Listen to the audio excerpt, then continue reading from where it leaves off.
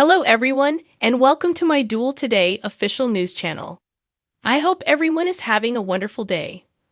Before we begin, please hit the subscribe button and give this video a thumbs up. Rafe shows up at the Roach Motel to assist Jada. She describes the events and Leo and Dimitri's escape.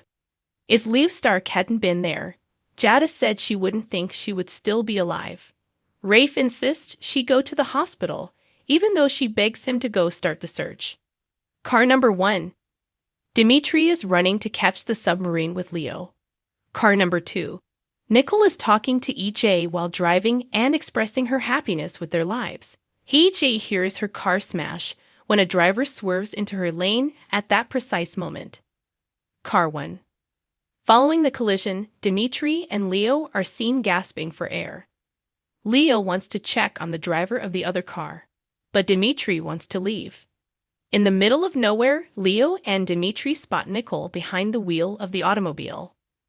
Whether she's dead or not worries them.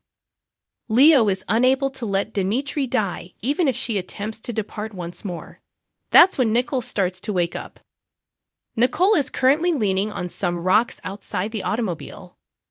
When she asks what happened, Dimitri replies that he's attempting to dial 911.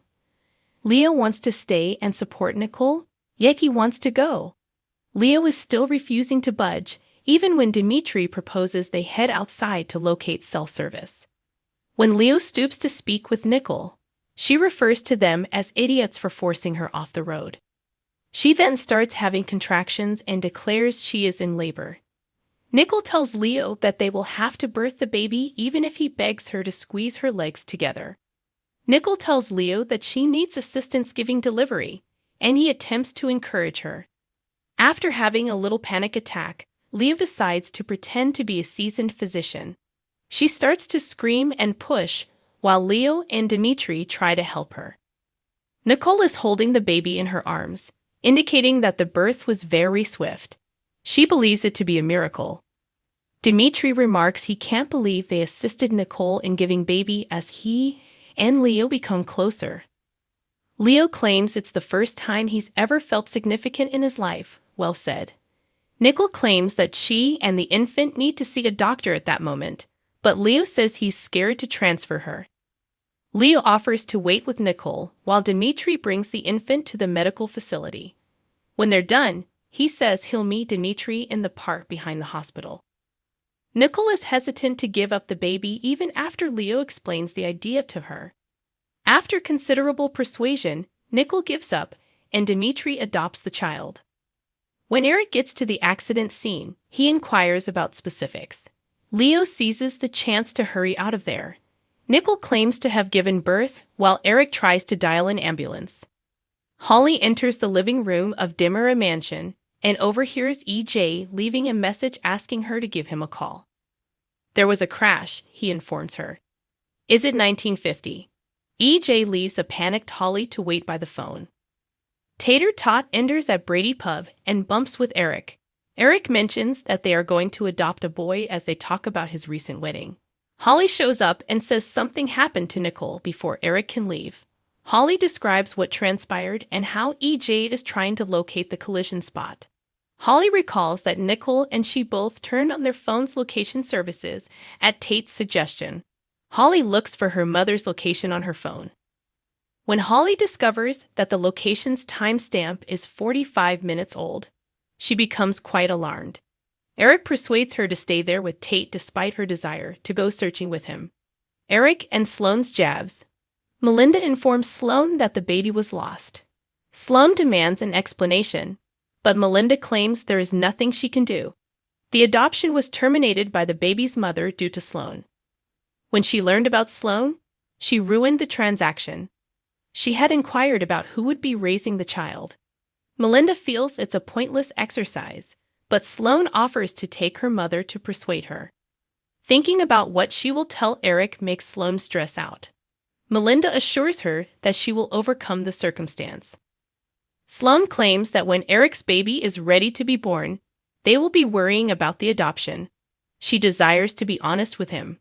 Sloane claims she is tired of lying and cheating, But Melinda believes she needs to consider how she is going to completely change her life.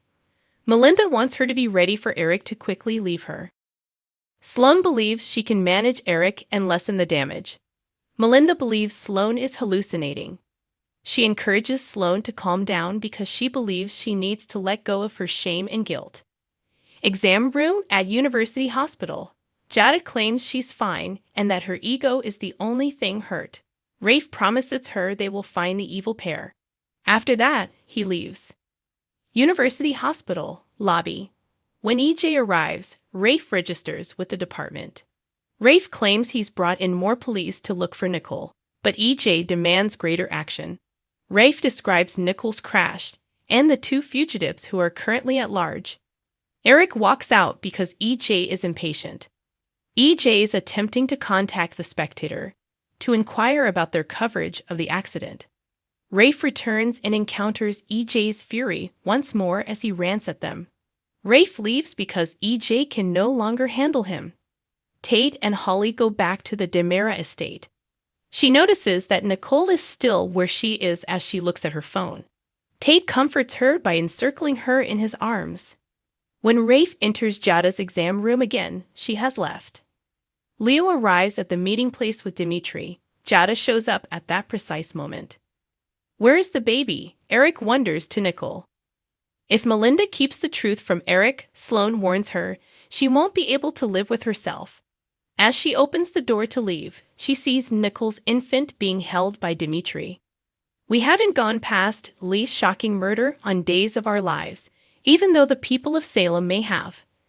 This cannot be concluded just because Gabby was sent to prison, but it appears that Stefan is the only one who is still interested in learning the truth about what truly transpired. Leo and Dimitri are the only cases that the police who ought to be interested in solving this case can't seem to handle at the moment. Who killed Lai, though? Who framed Gabby? Did he end his own life? Is he dead for real? Was it possible for someone, Dr. Rolfe, to revive him? Stefan may actually have a chance to liberate Gabby if any of those questions are resolved. But things don't seem good right now. That said, there's a good likelihood that the body that caused everyone to grieve wasn't real if Art ends up copying life, since it was undoubtedly during the filming. While Wendy ultimately laments her brother's passing and becomes furious at the lady who, allegedly, took it, Victoria Grace has been killing it. And once Grace offered us a behind-the-scenes look at one of Wendy's most emotional moments, crying over her brother's body that wasn't there, that feat became even more remarkable. She described it as an actor's life, screaming at a mannequin as if he were your deceased brother. Well, we suppose Remington Hoffman isn't really necessary if Lee's body is hidden, but it can't be easy to grieve for a dummy. However, as Stephanie's actor Abigail Klein observed, nobody does it better. Look, while most of Salem is just shrugging its shoulders and moving on, someone has to grieve Lee. Even Melinda, who initially appeared surprised, is too preoccupied planning a baby kidnapping to give any thought to the man she seems to have real, if suppressed, affections for. Thanks for watching if you like this video. So please don't forget to subscribe my channel and don't miss any update.